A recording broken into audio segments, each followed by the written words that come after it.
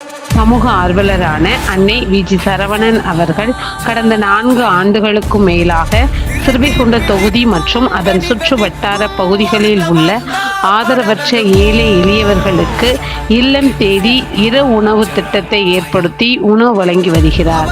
இந்நிலையில் தமிழக வெற்றி கழகத்தின் ஐம்பெரும் கொள்கை தலைவர்களுள் ஒருவரான சமூக ஆர்வலர் அஞ்சலை அம்மாளை கொள்கை தலைவராக அறிவித்ததன் ஏற்பால் தமிழக வெற்றி கழகத்துடன் இணைந்து தமிழக வெற்றி கழக தலைவர் தளபதி திரு விஜய் அவர்களின் ஆசையுடன் கழக பொதுச் செயலாளர் அண்ணன் புசியன் ஆனந்த் அவர்களின் வழிகாட்டுதலின்படியும் மதிய உணவு மற்றும் இரவு உணவு திட்டத்தை ஏற்படுத்தி உணவு வழங்கி வருகிறார்.